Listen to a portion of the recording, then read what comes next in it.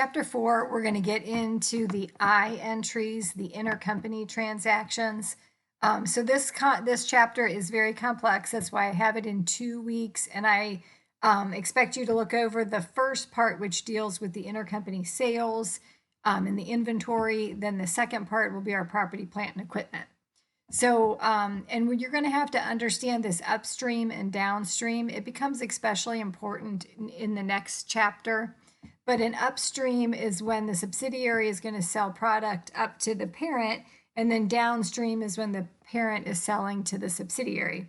And inventory is the most common because, again, we want to buy our customer and control them, or we want to buy a vendor and control them. So we're either selling to them or we're buying from them. So that again is the most common reason that companies go in, acquire another company. But there can also be times where property, plant, and equipment or land is sold as well. So the reason we have to eliminate is because these two companies are legal entities by themselves, prepare their own financial statements. So when they send out a product to their, again, whether it's their parent or their subsidiary, they're going to invoice them and they're going to follow their regular markup procedures. You know, they're not going to sell it to the parent or the sub at cost because, again, they're still a business. And we'll see, like in the next chapter, they may have their own stockholders that aren't completely related to the parent. So you still got to honor the regular way you do business and mark those products up and get a profit out of it. So then if, like, so say the sub is selling to the parent, then when the parent receives that inventory, they're going to put it in at their cost, again, following generally accepted accounting principles. So when we think about that, the sub's profit is in the parent's inventory. So being that they are the same, they're consolidating them, we can't let that profit stay in the inventory.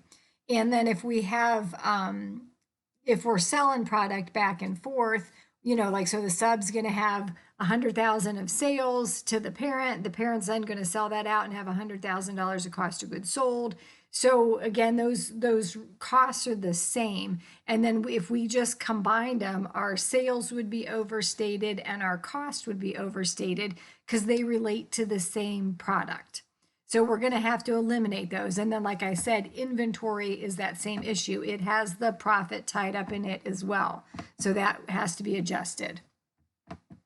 So here, again, they try to show it to you kind of basically. So if the parent had sales of cost of goods sold, and then they sold it to the sub and the sub has it in their inventory, if we just added those together, then the consolidated unit not only has a sale, but they still have it in their inventory. Do you know what I mean? It all relates to the same product. So you can't show it as sold and show it in your inventory.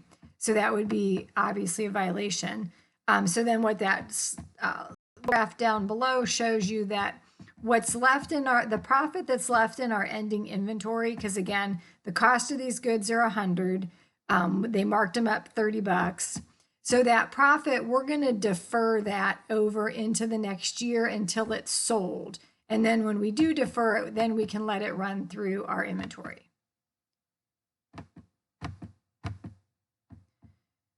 Okay, so then here again, I think is just showing you kind of how that goes, that because when we get into these journal entries, we're going to have, or our consolidating entries, we're going to have entries to the beginning inventory, entries to the ending inventory, and entries to cost of goods sold. But they're just kind of showing you that flow of it, that all kind of funnels through our cost of goods sold. So again, we've got our same entries that we've done in the past. So we've got our, our CD, but so now we're adding the I entry. So we haven't had the I entry up until this chapter 4. And then the I entry, for this first one, it's going to say, okay, we're going to eliminate the sales. So notice that it's I and then little subscript sales. We're going to eliminate the sale against our cost of goods sold. So debit the sale, debit the cost of goods sold. Because remember, they would have it on their books and they would have charged off cost of goods sold. So we want to get rid of that. Now then we looked at that income statement though, or that balance sheet. All of the inventory was not sold. It was actually still sitting in the sub's inventory. So then we had to reduce the inventory value by that gross profit margin, that markup. So the $30. So we're reducing our inventory to bring it down to $100, and then we're debiting our cost of goods sold. So again, if you want to think about it, it's basically adjusting that entry above because all of the product wasn't sold. It's still in our ending inventory. So we've got to adjust that. Okay, and then again, I think this is just showing you, like if we did them together, which we do not, we do them separately, but if you did them together, that's basically the net of what those entries are. So then now when we look at our consolidated financial statements, when we actually eliminate this intercompany sale, we see all that we really have is inventory worth $100, which is the truth. All it did was move from the parent to the sub, but it's still the same inventory, and the original historical cost is $100. But then, like, since again we're in the business to buy and sell goods from the parent to the sub, that's probably part of the reason that we control them. We're going to have a beginning inventory balance. We're going to have sales that occur throughout the year, and then we're going to have ending inventory balance. Now, our beginning inventory is going to have that gross profit from last year, and then we're going to now sell it. So we're going to let that beginning inventory profit run through. The sales we're going to eliminate, and the ending inventory, we're going to defer the profit that's in our ending inventory until it is actually sold. So then the beginning inventory is adjusted into cost of goods sold. Our intercompany sales, our sales and cost of goods sold. Our ending inventory is going to be the cost of goods sold, and then the the cost of goods sold in the inventory balance. Let's see when we get to the journal entries. Okay. So again, here it's just showing you if it's deferred at year 1, it's then going to be sold in year 2, and then we're going to defer the end of year 2, which will then be deferred in year 3 and recorded in year 3. So it kind of rolls through the different years. So here they give us 2 years of data, and they are going to have us do our journal entries then down below. So for 2013, our beginning inventory would be the ending inventory at 2012. So that is the 25% of it is left in our ending inventory. So the 70,000 times the 0.25 gives us the 17,500. And that is just the gross profit. So you got to always make sure it is just the gross profit. It's not the total amount, just the gross profit piece. If 25% of that is left in our ending inventory, we're now going to get to record it into our profit. So when we sold it out, we would have charged out cost of goods sold at that higher rate. So when we do this adjusting entry, we reduce our cost of goods sold. So we credit cost of goods sold, and we debit the equity investment. Because from a parent standpoint, when they are following equity method of accounting, they would have deferred that gross profit at the end of the year into their equity investment. So that's why the debit goes to the equity investment. Then the intercompany sales for the 2013 year, those are eliminated completely against our cost of goods sold. Then we go to our ending inventory, and again, we had $80,000 of gross profit. 35% of that is left in our ending inventory, so that is $28,000. That we are going to reduce our inventory, and then the offset does go to cost of goods sold. And then finally, there's an intercompany payable and receivable between the two companies, so we're going to have to eliminate those. So we'll debit our accounts payable and then credit our accounts receivable. So these are the 4 normal entries that we would have in our consolidation if there's intercompany sales between the parent and the sub. So you might want to print those out and have those in front of you so that you understand. And again, that is what I would want you to do, kind of look over and understand for that week. Then, absorb that, get comfortable with all those I entries, and then come back and look through these intercompany sale of assets. So then this is going to be like property, plant, and equipment or land. And again, we can't have a gain or a loss between the parent and the sub. So they're going to sell this asset, to one another, and we're going to have to, in consolidation, bring it back to its historical cost. If it's a depreciable asset, then we have to adjust for depreciation expense, which makes it just a little bit harder. So they'll start with land because land is not depreciable. So here they show us the seller they sold the land for $100. They had it on their books for $80, so they record a gain. And then the buyer, again, whether it's the parent or the sub, is going to record that land at that purchase price of $100 and then pay cash.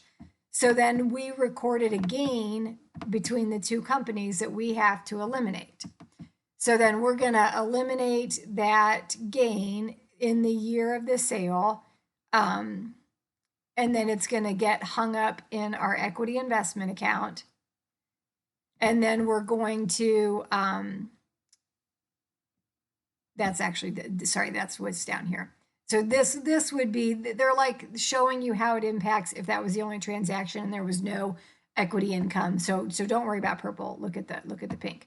We're going to eliminate that gain. So we debit the gain on the sale, and then we reduce the value of the land by the $20 to take it back down to cost. Now, again, when we sell the depreciable assets, that's where it gets a little bit more complex because we have to factor in the change in the depreciation as well. So if we have the parent has an asset that had an historical cost of $150,000, had $135,000 is what they sold it for. It had a 10-year life and there was 6 years remaining. So that means they would have depreciated it for 4 years. So then our 10 years times or divided by our 150,000 divided by our 10 years gives us $15,000 a year in depreciation. So if we had depreciated it for 4 years, that would give us our $60,000 in accumulated depreciation. And then remember, back to financial accounting, our book value is our cost less our accumulated depreciation, and that gives us a $90,000 book value. We sold it for $135,000, so then we have a gain on the sale. And then the sub who purchased it is going to set up the equipment at $135,000 and then credit cash. When we do our I gain entry, we have to eliminate that gain on the sale. We have to take the equipment and bring it back to its original historical cost. So again, the sub has it for $135, needs to go back up to the $150. And then the sub right now would have no accumulated depreciation. We need to have $60,000 of accumulated depreciation. So that would be our gain entry. Then as the years go on, though, we've got to consider that the parent would have been depreciating it at $15,000 a year. The sub now has the $135,000 divided by the remaining 6. They're going to be depreciating it at $22,500. So the difference of $7,500 has to be adjusted. So then we do a second entry that relates to the depreciation, and we're going to reduce our depreciation expense and reduce our accumulated depreciation to bring it back to that historical amount of $15,000. Now then when the asset is sold to the third party, then we can go ahead and let that whole gain go through. So if we had that initial $45,000 gain, and then whatever would be remaining, we would then go ahead and record as a full gain in addition to whatever we sold it to that third party for. So we get to recognize the gain when it actually leaves the consolidated company.